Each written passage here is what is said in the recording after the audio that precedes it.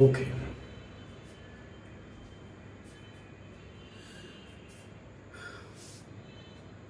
हम लोग पिछले वीडियो में डायमेंशनल एनालिसिस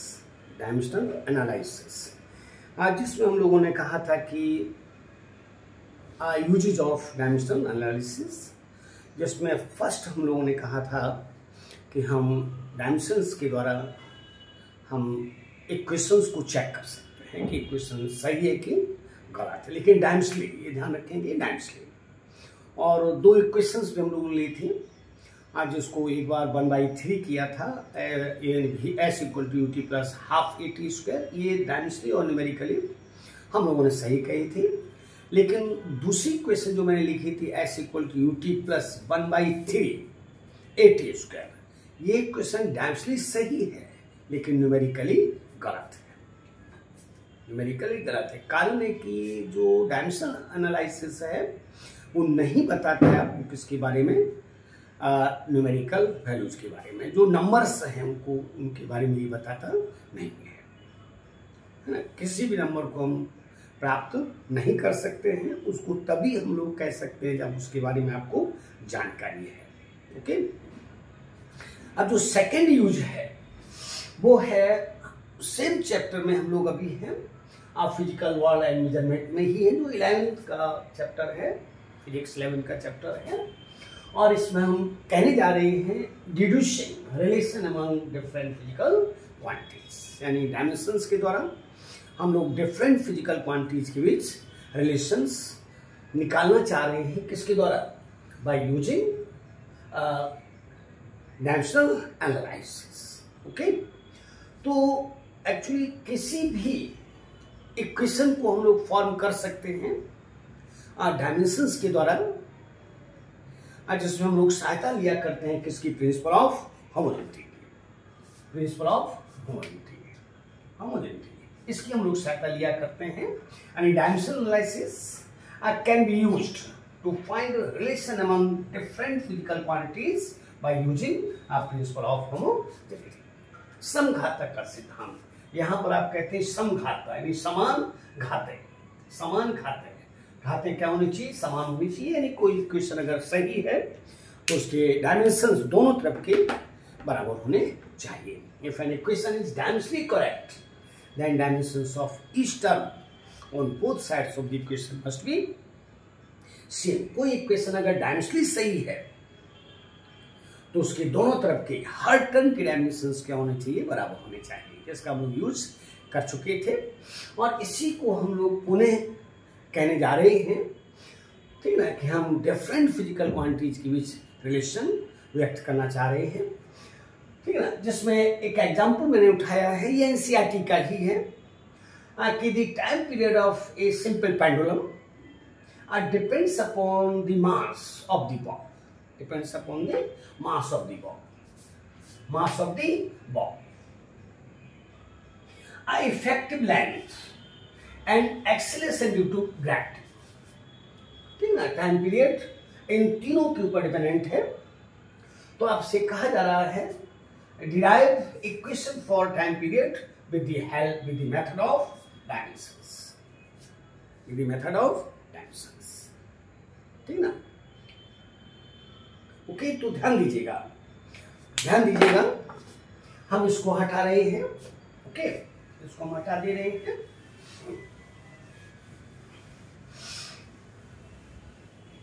ध्यान दीजिए, आराम से समझ सकते हो। इसमें फर्स्ट स्टेप आपको करना क्या है? ओके, फर्स्ट स्टेप देखिएगा, जैसे कि ये डिपेंडेंट है, इसको आप इस साइड में रखोगे, यानी टी ये सीधा समानुपाती हो जाएगा m to the power x, m to the power x, जहां पर m मास हो गया और मास के टर्म्स में इसकी डायमेंशंस क्या हैं? तो x है, into L to the power y, L की पावर क्या है? y है, और g to the power z है। ओके, और इसको हम चाहें तो इक्वेशन लिख सकते हैं इक्वल टू सम कांस्टेंट और into m to the power x, L to the power y and G to the power Z, और इस इक्वेशन का नाम हम फर्स्ट इक्वेशन दे देते हैं। ओके, इस इक्वेशन का नाम हम फर्स्ट इक्वेशन दे देते हैं। जहां पर ध्यान रखेंगे डायमेंशंस जो हैं इस कांस्टेंट की नहीं है, where constant is a dimensionless, where constant is a dimensionless, a dimensionless. ये भी मैंने आपसे कहा था पिछले वीडियोज में कि अगर ये डायमेंशंस रखता है कांस्टेंट तो हम डायमेंशंस के द्वारा इसको प्राप्त नहीं कर सकते, डायमेंशन एनालिसिस फेल हो जाती है और उस प्रकार के रिलेशंस को व्यक्त करने में बताने पर। ओके, ये फर्स्ट आपका ये हो गया, ठीक है ना। अब क्या करना है कि दोनों तरफ के आपको डायमेंशंस रखने हैं, right, dimensions of each term, right, dimensions of each term, okay, each term of both sides, of both sides। रखिए t टाइम है तो m0 L0 and t, m0 L0 t पर पावर 1 है, इक्वल टू कांस्टेंट है m to the power x, l to the power y and g का मतलब l और t inverse to the power z। Okay, इसको हम बराबर कह सकते हैं m to the power x, l to the power y और प्लस z, यहां से l की पावर z आएगी और into t to the power minus 2z। Okay, फिर एक बार देखेंगे, मैंने आपसे कहा कि प्रत्येक टर्म के डायमेंशंस रखने हैं और बोथ साइड्स, दोनों साइड्स के हर टर्म के डायमेंशंस आपको रखने हैं, ठीक है ना। तो m, l और g acceleration due to gravity है, ये एक्सेलेरेशन है। ओके, अब यहां पर देख सकते हो, अब यहां पर हम लगाते हैं बाय द प्रिंसिपल ऑफ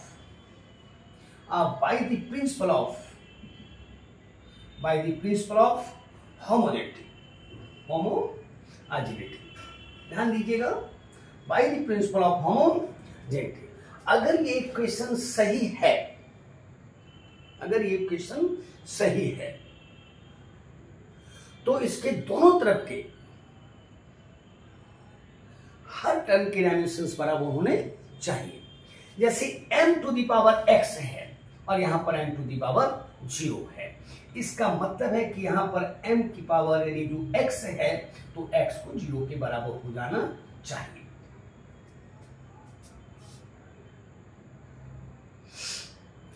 इस साइड में देख रहे हो कि l की पावर y प्लस z है, तो y प्लस z ये बराबर हो जाना चाहिए किसकी, 0 के। हम चाहें तो इसको इक्वेशन नंबर सेकंड कर सकते हैं, इसको इक्वेशन नंबर हम थर्ड कर सकते हैं। और यहां से आप देख रहे हो कि इधर t की पावर 1 है और इधर t की पावर -2 है, तो -2 z ये बराबर होना चाहिए किसके, 1 के। और यहां से हम कह सकते हैं z इक्वल टू हो जाएगा -1/2। ओके, अब ध्यान दीजिएगा, फिर एक बार देखेंगे, मैंने आपसे कहा कि t जो डिपेंडेंट है m to the power x, l to the power y और g to the power z, यानी टाइम के डायमेंशंस मास में x है, लेंथ में y है और g में z है। ओके, और इसके बाद ये इसको हटा दिया है तो प्रोसेंटी कांस्टेंट लगा दिए, m to the power x, l to the power y और g to the power z। इसके बाद हर टर्म के मैंने डायमेंशंस रखे हैं, ठीक है ना। तो ये इक्वेशन मुझे प्राप्त हुई, इस साइड में केवल टाइम है तो m0 L0 t1 हो जाएगा और m मास है, m to the power x है, l to the power y है और z टू दी पावर कितना हुआ l t इनवर्स 2, चूंकि एक्सीलरेशन है तो एक्सीलरेशन की dimensions m0 l t inverse 2 होता है की पावर z, m की पावर x, l यहाँ भी है और l की पावर z यहाँ भी है, तो दोनों को जोड़ दो, क्योंकि भाग गुना में घातें जुड़ती हैं। और इसके बाद t to the power minus r2z। अब अगर ये क्वेश्चन सही है तो दोनों तरफ के हर टर्म के डायमेंशंस बराबर होने चाहिए। तो यहाँ पर m to the power x और यहाँ पर m टू दी पावर 0 है, इसका मतलब है x का मान किसके बराबर होना चाहिए, 0 के बराबर हो जाना चाहिए। यहाँ पर l की पावर y प्लस z है, यहाँ पर l की पावर 0 है, तो y प्लस z का मान 0 हो जाना चाहिए। और यहाँ पर t की पावर माइनस 2 है और इधर t की पावर माइनस 1 है, तो माइनस z बराबर माइनस 2z बराबर 1 हो जाना चाहिए। तो यहाँ से z बराबर हो जाना चाहिए किसके, माइनस हाफ के। अब हम इसको हटा दे रहे हैं, अब इसको हटा दे रहे हैं। अब ध्यान दीजिएगा, अब फ्रॉम इक्वेशन सेकंड, अब from equation third, second and third, from equation third z का मान हमारे पास है, तो हम y का मान आसानी से निकाल सकते हैं, यानी y माइनस हाफ, z का मान मैंने पुट कर दिया इक्वल टू 0, और यहां से कह सकते हो y इक्वल टू हो जाएगा हाफ के, y इक्वल टू हो जाएगा हाफ के। तो आप देख रहे हो कि हमारे पास z का भी मान आ चुका है, हमारे पास x का भी मान आ चुका है, हमारे पास y का मान भी आ चुका है, y का मान भी आ चुका है। अब हम इन तीनों के मान इक्वेशन फर्स्ट में पुट कर देते हैं। ओके, इक्वेशन फर्स्ट में हम पुट कर रहे हैं, तो इसको हटा देते हैं। By putting the value of, by putting the values of, by putting the values of x, y and z in equation first, in equation first. ध्यान दीजिएगा, t इक्वल टू हो जाएगा some constant into m to the power 0, l to the power half और g to the power minus half. Okay, और m की power 0 है, ये 1 हो गया, ये 0 1 हो गया, इसको हम हटा सकते हैं, और यहां से कह सकते हो, और यहां से कह सकते हो t equal to some constant और इनटू ये रूट की पावर है, तो इसको हम नीचे ले जा सकते हैं, तो लिख सकते हैं ly to the power half, और इसको हम लिख सकते हैं, और इसको हम लिख सकते हैं t equal to constant into under root LYG, और इसको लिख सकते हैं constant into t equal to और constant into under root LYG। यहां पर यही कारण है कि आप कहा करते हैं जो पेंडुलम है उसका टाइम पीरियड बर्ग के मास के ऊपर डिपेंडेंट नहीं है।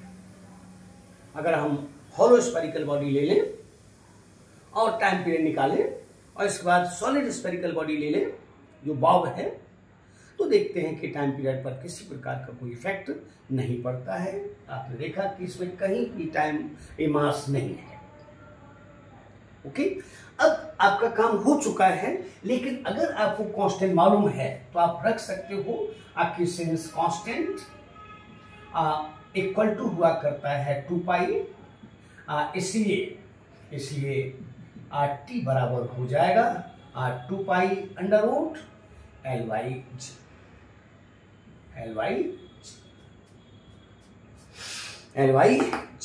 आप देख रहे हो कि आसानी से आपने अपना काम कर लिया है।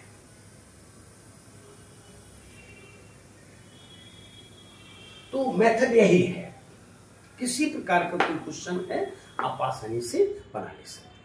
जैसे अगर एक आध क्वेश्चन हम और करते हैं, ध्यान दीजिएगा, ये एनसीईआरटी का, और इसी तरीके से सारे के सारे क्वेश्चंस बनने हैं। जैसे मैंने आपसे कहा, ये क्वेश्चन नीट, ये क्वेश्चन नीट का है, किसका,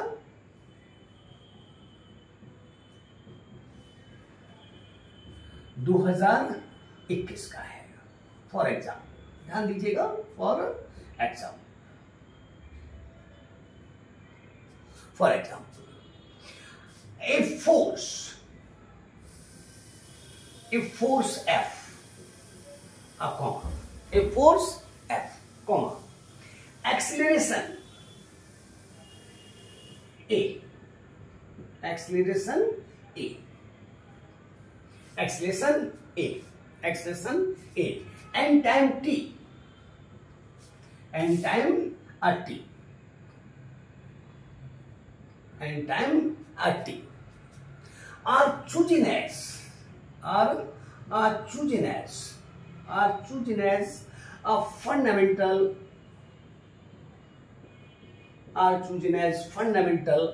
physical quantities, fundamental physical quantities.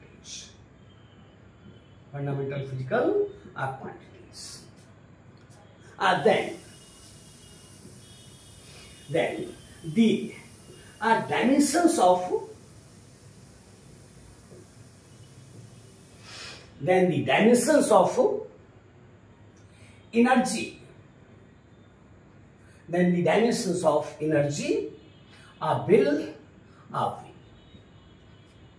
Okay, energy will V. अब देखिएगा यहां पर आपने कहा है कि फोर्स,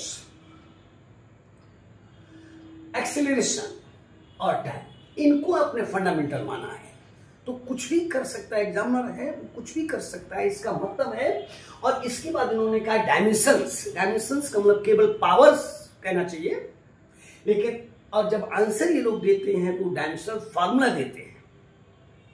तो ध्यान रखेंगे कि अगर डायमेंशंस कहे गए हैं तो पावर्स को देना चाहिए एग्जाम उसमें आंसर्स में, लेकिन डायमेंशनल फार्मूला देते हैं, कोई प्रॉब्लम नहीं है, आसानी से आप देख सकते हो। ध्यान दीजिएगा, एकदम ठीक वही मेथड आप यूज किए हिंट में।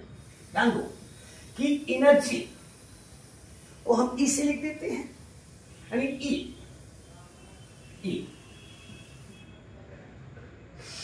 ये सीधा समानुपाती है F की पावर x।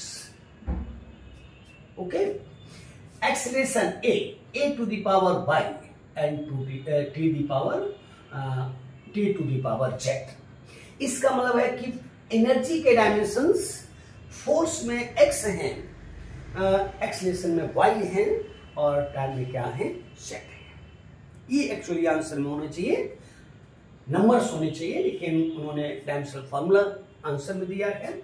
और इसको हम लिख सकते हैं E equal to some constant into F to the power x, A to the power y and T to the power z। इसको इक्वेशन नंबर हम फर्स्ट दे रहे हैं। अब फिर वही यानी right dimensions of all non physical quantities। रखिए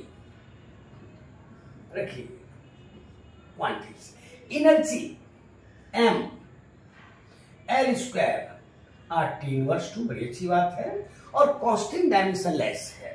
और फोर्स आप जानते हो m L T inverse 2 to the power x है।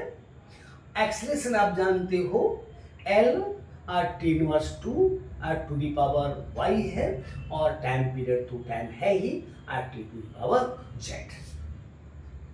ओके, यहां पर हम लिख सकते हैं m to the power x, L to the power, यहां से L आ जाएगा यानी x आ जाएगा, यहां से y आ जाएगा, और बस दो ही है, यहां से y आ गया और यहां से a आ गया, into T to the power, यहां से माइनस 2x है, यहां से माइनस 2y है, और यहां से प्लस z है,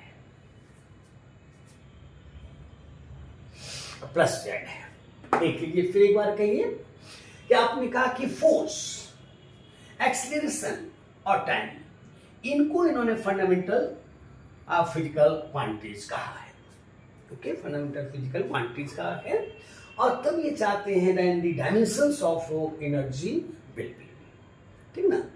और हम लोग निकालने जा रहे हैं डायमेंशनल फार्मूला उन्होंने आंसर में लिया था, ठीक ना। लेकिन ये यानी फोर्स के टर्म्स में यानी एनर्जी के डायमेंशन फोर्स में एक्स है, एक्सेलरेशन में वाई है और टाइम में जेड है। ये एक्चुअली डायमेंशन है।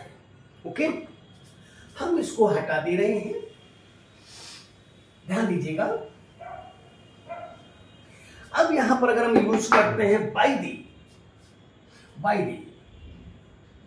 द प्रिंसिपल ऑफ होमोजेनिटी, ध्यान रखिएगा, by the principal of homogeneity. अगर ये क्वेश्चन सही है तो इसके दोनों तरफ के डायमेंशंस बराबर होने चाहिए। ये प्रिंसिपल ऑफ होमोजेनिटी कहता है कि if an equation is correct then dimensions of each term on both sides of the equation must be same. तो देखो यहां पर x टू द पावर ये m to the power x है और इस साइड में m टू द पावर 1 है। बड़ी अच्छी बात हो गई, यानी x का मान आपके पास डायरेक्ट आ रहा है।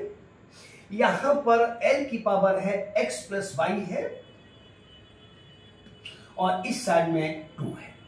अगर इसका सहारा हम इसमें ले लेते हैं और यहां से कह सकते हो x का मान 1 है प्लस y इक्वल टू 2 और यहां से कह सकते हो y इक्वल टू कितना, ये इस साइड में चला जाएगा 1 हो जाएगा। चाहे तो क्वेश्चन नंबर हम 3 ले सकते हैं। तो हमारे पास x भी आ चुका है, हमारे पास y भी आ चुका है। अब मुझे z की जरूरत है, ध्यान दीजिएगा। तो आप जी में आराम से कह सकते हो, ध्यान दो। t की पावर यहां पर -2 है तो ये -2x वो कहां से आया था, यहां से आया था, और प्लस -2y यहां से आया था और प्लस z ये हो जाएगा किसके बराबर, -2 के बराबर हो जाएगा। तो एक बार देख लोगे, t टू दी पावर यहां पर -2 है और यहां पर t to the power -2x -2y plus z है। तो ये इस 2 के बराबर होना चाहिए। अब ध्यान दीजिए, इसको मैं हटा देने की कोशिश कर रहा हूं, हटा दे रहा हूं। ओके, अब इसमें से अगर हम from equations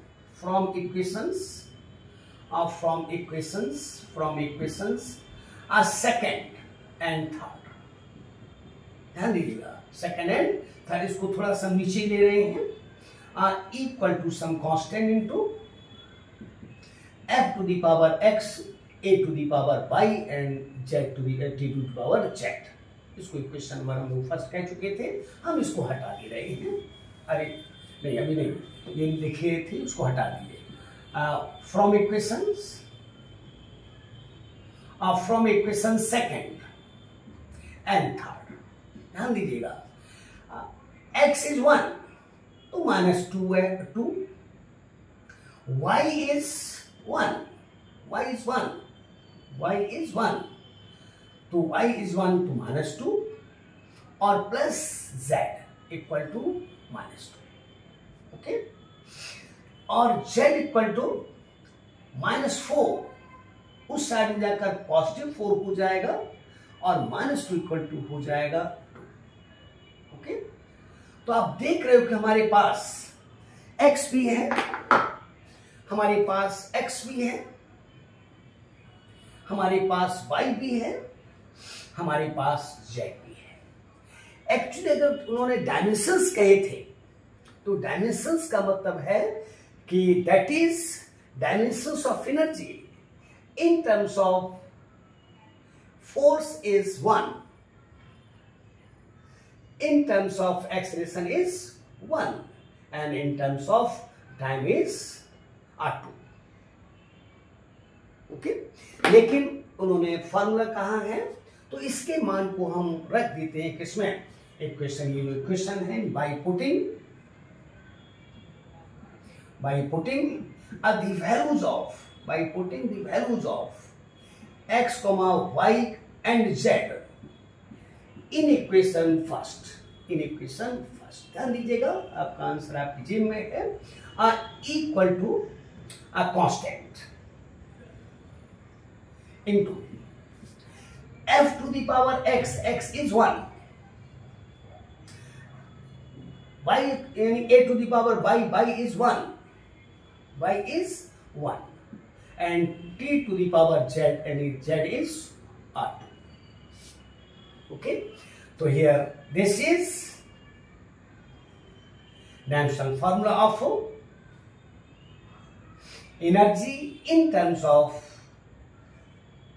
force, acceleration and time. Force, acceleration and time. Force, acceleration and time. लेकिन डायमेंशंस की जो बात होती है वो एक्चुअली डायमेंशंस अगर कहा जाए तो वास्तव में आंसर होना चाहिए क्या? वास्तव में आंसर होना चाहिए, हम इसको हटा दे रहे हैं, आंसर होना चाहिए दैट इज डायमेंशंस ऑफ, क्योंकि डायमेंशंस पावर एक्चुअली है, that is the dimensions of energy, dimensions of energy are in terms of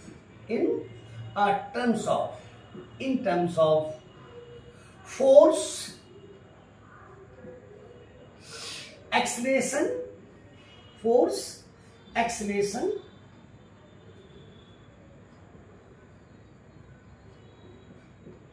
and time,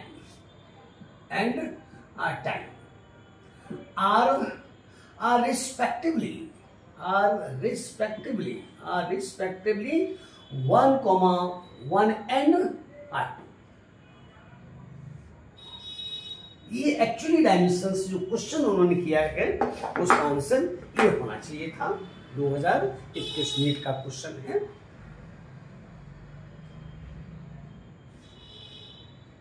okay, बिल्कुल इजी है, कहीं कुछ है नहीं। और एक आध क्वेश्चन देखते हैं, ध्यान दीजिएगा। ये 2-3 बार क्वेश्चन बनाए हैं, आईटी भी बनाया है। जैसे कि एक क्वेश्चन है जिसमें जिसको केवल लैंग्वेज चेंज करते हैं लोग, बस हटाते हैं। जैसे कहा कि Planck's constant, for example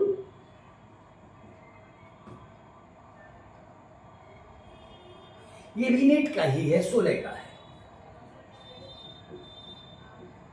NEET 16 का है। ओके, ये कह रहे हैं कि Planck's constant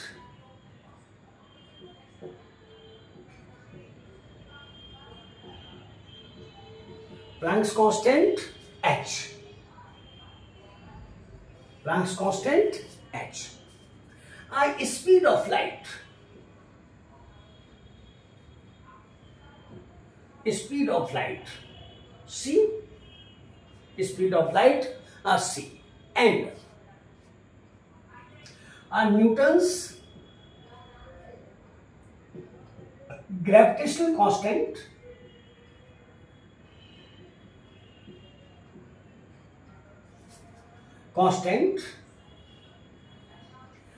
g, gravitational constant g। R, ये कहते हैं कि R3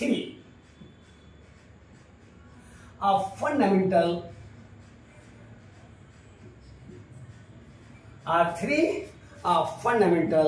constant.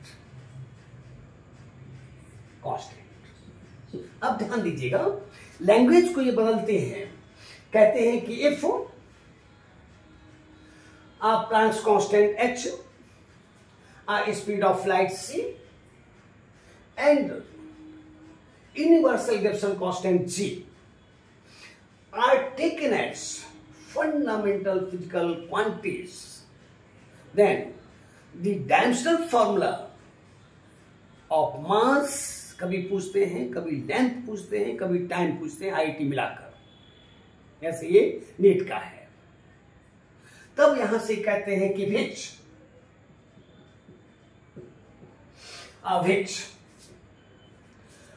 which of the following which of the following, which of the following are combinations,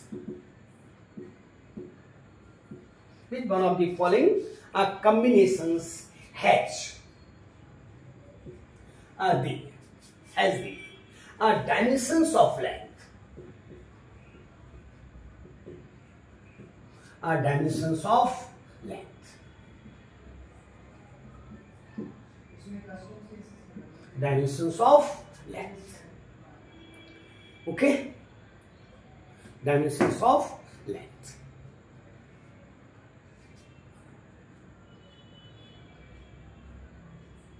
dimensions of length. अब ध्यान दीजिएगा, ये तीनों क्वेश्चन आपको मिल चुके हैं। जैसे यहां पर अगर देखा जाए, ध्यान दीजिएगा, एकदम तरीका वही है, एकदम तरीका वही है, तरीका वही है कि यहां लेंथ कह रहे हैं, तो अगर हम एल ले लेते हैं, लेंथ हो गई, इस सीधा समानुपाती किसके, S to the power x, c to the power y and g to the power z. Okay, इसी तरह से तीन क्वेश्चंस बन सकते हैं t, ये सीधा समानुपाती s to the power x, c to the power y और g to the power z। और इसी तरह से कह सकते हो मास m इस सीधा समानुपाती x to the power h, c to the power y and g to the power z। ये तीन क्वेश्चन बन गए, ठीक ना। ये इन्होंने क्या किया था, इन दोनों को, इसको इन्होंने 19 में किया है, इसको 19 में किया है, ये IIT 19 में है।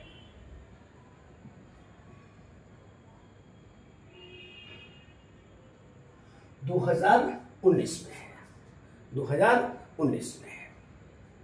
ओके, और लेंथ ये जो कि इसमें है, ये भी, ये और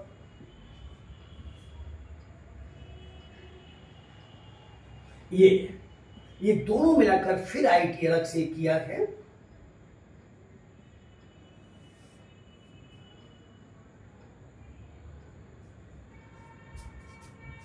ओके, तो इस क्वेश्चन को देखते हैं, ठीक है ना। थोड़ी सी मेहनत होगी लेकिन चलते हैं। ओके, हटाइए, फिर एक बार देख लीजिएगा, ये मैंने एक्सप्रेशंस लिख दिए हैं, इसको हटा देते हैं। बस 5 मिनट लगेंगे आपको, लेकिन तब है कि इसको परीक्षा हॉल में थोड़ा सा फास्ट चलेंगे तभी संभव है। ओके, इस क्वेश्चन को मैं ले रहा हूं, इस क्वेश्चन को मैंने फर्स्ट कहा है। ओके, ध्यान दीजिएगा, फर्स्ट कहा है। अब यहां पर मैंने कहा है कि बाई और कह सकते हैं L equal to some constant, L equal to some constant S to the power x, C to the power y और G to the power z। Okay, तीनों का एक ही तरीका है और इसको इक्वेशन नंबर मैंने फर्स्ट कर दिया है। ओके, अब फिर वही पुराना काम है, by writing dimensions of each physical quantity,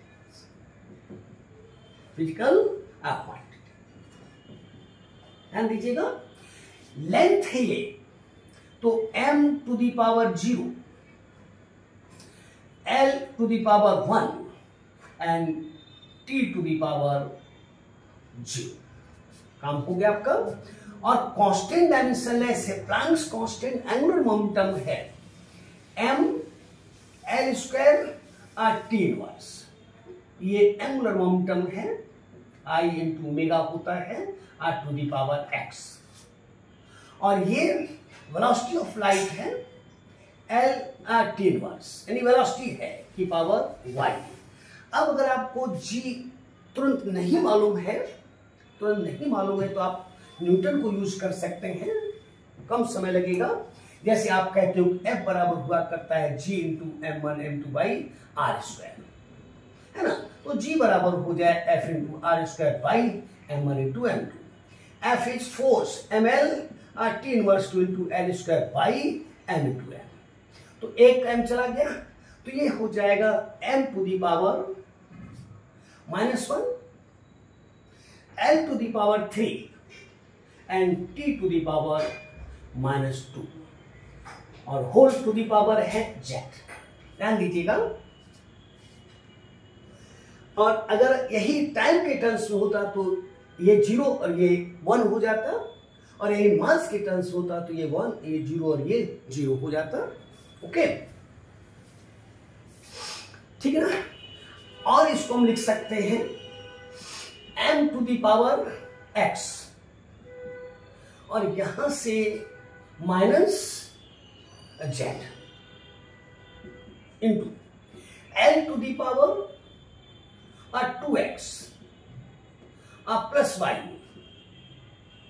और प्लस 3z, यहां से 3z। फिर एक बार देखिए m to the power x और यहां m to the power minus z, l to the power 2x, l to the power y और l to the power 3z और into t to the power minus x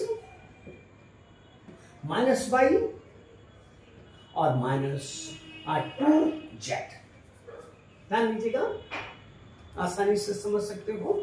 अब आप क्या करते हैं, by the principal of homogeneity, by the principal of homogeneity, by the principal of homogeneity, by the principal of homogeneity. यहां पर जब आप प्रिंसिपल ऑफ होमोजेनिटी की बात करते हो तो अगर ये इक्वेशन सही है तो इसके दोनों तरफ के डायमेंशंस को बराबर होना चाहिए। तो ध्यान दीजिएगा, m टू दी पावर 0 है तो x minus z equal to किसके 0 होना चाहिए, जिसको हम इक्वेशन नंबर 2 कर दे रहे हैं। l की पावर इधर 1 है, इधर कितनी 2x है, तो 2x प्लस y और प्लस 3z इसको बराबर 1 होना चाहिए, इसको इक्वेशन नंबर हम 3 कर दे रहे हैं। t to the power minus x minus y और माइनस 2z इसको हम इक्वल टू 0 करें, इस इक्वेशन को हम 4 कर दे रहे हैं, ठीक है ना। अब ध्यान दीजिएगा, अगर हम इस इक्वेशन को देखें, थोड़ा गहरी निगाह से देखें, तो देख रहे हो कि यहां पर प्लस x है और यहां पर माइनस x है।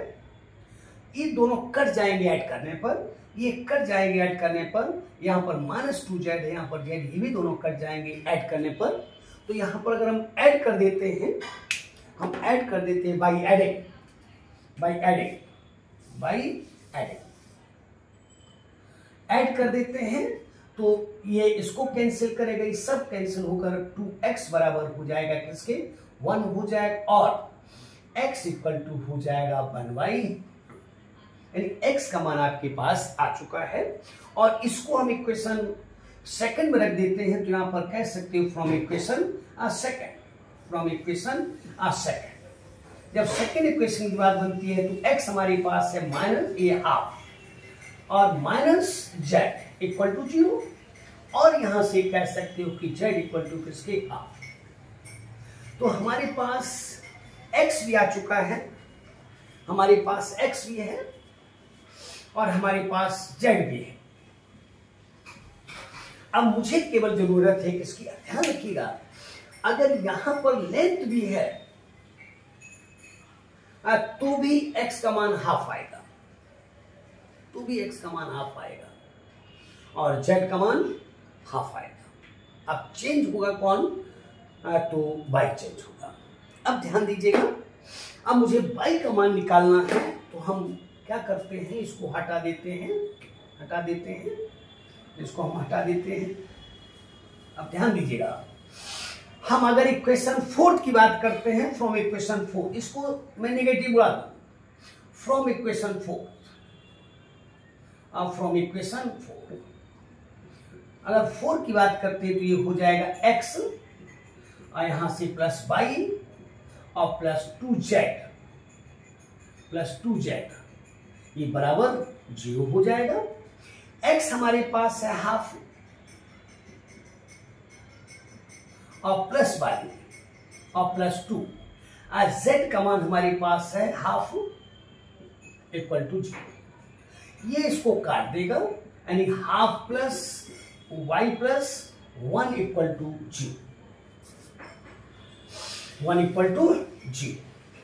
और यहां से कह सकते हो अब y इक्वल टू हो जाएगा अब माइनस 3/2, क्योंकि हाफ और 1 ये 3/2 पॉजिटिव साइड में आएगा लेकिन उस साइड में जाने पर निगेटिव हो जाएगा। तो इस तरह से हमारे पास अब तीनों वैल्यूज हैं, हमारे पास x है, हमारे पास z है और हमारे पास y है। इन तीनों की वैल्यूज का मान हम रख देते हैं किसमें, इक्वेशन अब फर्स्ट में रख देते हैं by putting the values of x, y and z in equation first by putting the values of x, y and z in equation first, तो देख रहे हो कि सीधे सीधे हम एक्सप्रेशन लिख देते हैं h to the power x, तो x का मान हमारे पास हाफ आ गया था, y जो है वो हमने निकाला है कितना माइनस 3/2 निकाला है और z भी हमने कितना निकाला था, हाफ निकाला था, तो g की power half. And this is dimension formula for length in terms of h, c and h। Okay, ये आंसर ये भी है, आईटी ने जो किया है उसका एक आंसर ये भी है, L सीधा समानुपाती अंडर रूट जी, L सीधा समानुपाती अंडर रूट जी। ओके, ठीक है ना। तो ध्यान रखेंगे डायमेंशनल एनालिसिस के द्वारा हम किसी भी इक्वेशन की करेक्टनेस को चेक कर सकते हैं या हम डिफरेंट फिजिकल क्वांटिटीज के बीच रिलेशन बता सकते हैं। जैसे मैंने 2-3 क्वेश्चन कर दिए।